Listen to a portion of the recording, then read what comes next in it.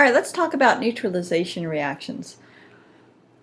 The objective of the screencast is for you to be able to calculate the enthalpy change for a reaction using experimental data on temperature changes, quantities of the reactant or reactants, and the mass of water. So we're actually going to be combining the enthalpy and Q and seeing how those relate. We're going to do this using an example, and it's going to hopefully remind us a little bit about solution chemistry as well. So we have a common laboratory reaction is the neutralization of an acid with a base. For our example, we're going to use 100 milliliters, 100.0 milliliters of a 0.1500 molar hydrochloric acid solution at 25 degrees Celsius. We're going to add that to 50 milliliters of a 1.500 molar calcium hydroxide solution at 25 degrees Celsius in a coffee cup calorimeter, and the temperature of the mixture rises to 37.2 degrees Celsius and wants us to calculate the enthalpy of the reaction per mole of acid. Well, hopefully the first thing you realize is that we probably should write the chemical equation. It would probably be a good idea, if you have an idea of how to proceed with this problem, to pause the screencast, work out as much as you can, even check on the answer. If you think you're pretty sure you got it, go all the way to the end of the screencast, look at the final answer and the final work, and then go back and correct your thinking. Okay, but I'm going to step through the problem. So the equation is hydrochloric acid solution plus calcium hydroxide solution reacting to form calcium chloride, which is aqueous, and water. Okay. Balancing the equation, that is my balanced equation. Always helpful to have a balanced equation. Now, can I calculate the moles of hydrochloric and the moles of calcium hydroxide? Yes, because I have the volume and I have the concentration of each. So moles of hydrochloric, going to be equal to the liters of the solution times the concentration of the solution, which is moles hydrochloric in 1 liter, and I will get 0.1500 moles of hydrochloric. Similarly, the moles of calcium hydroxide going to equal 0.0500 liters times the 1.5 molar, 0.500 molar, and that will give me 0.0750 moles of calcium hydroxide. You can see that I have twice as much hydrochloric than I do calcium hydroxide, which is good because I need twice as much. So I have the exact stoichiometric amount of both reactants for a complete reaction with no excess reactant. Okay. What else does the problem give me? Oh, I have a delta T.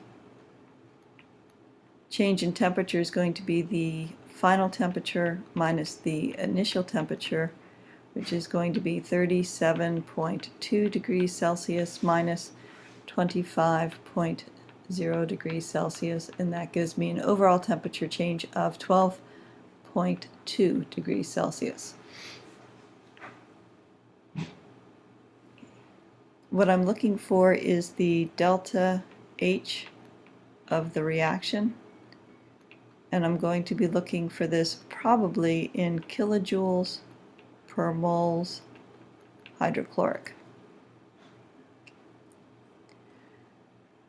What I have, drawing a little picture, better understand it. I have a coffee cup calorimeter, my 2 solutions in here.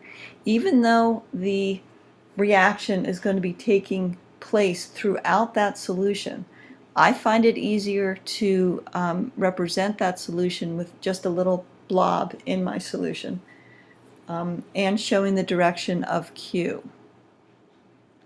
Okay, it's a neutralization reaction, so it should be exothermic. So I show Q going out of my reaction and into my solution. Again, it's just a model. There's particles scattered throughout that solution, but this helps me visualize what's going on. Can I calculate the Q of the mixture? Q of the mixture is going to be equal to M times C delta T. A couple of assumptions need to be made for me to calculate what this is. So we are going to assume density of the solution is equal to 1 gram per mole. We're going to assume C of the solution is equal to C of H2O. And we're going to assume that I can add the two volumes together and get the volume of the solution. Okay, so the mass of the solution, since we're assuming that the volume of the solution is additive, 250 milliliters of solution, because I'm assuming that density of the solution is same as water, is 1 gram per milliliter. We know that the mass of the solution then is 250 milliliters. So going back up here and plugging in, I get 250.0 nope, it's grams, times, that's a period, decimal point, 4.18 joules per grams degrees C times my 12.2 degrees C. This will give me 7,649.1 joules. How do I relate that to Q of the neutralization reaction? Since the solution heated up, that was the endothermic change, adding heat to the water, raising the temperature. That heat came from the reaction, so the reaction must be exothermic. So Q of the mixture is going to be equal to, and I should say negative Q of the mixture is going to be equal to Q of the reaction. And then, so that is going to be equal to negative 7649.1 joules. I'm not looking for Q of the reaction, I'm actually looking for delta H of the reaction, which is going to be Q over N, Q of the reaction over N.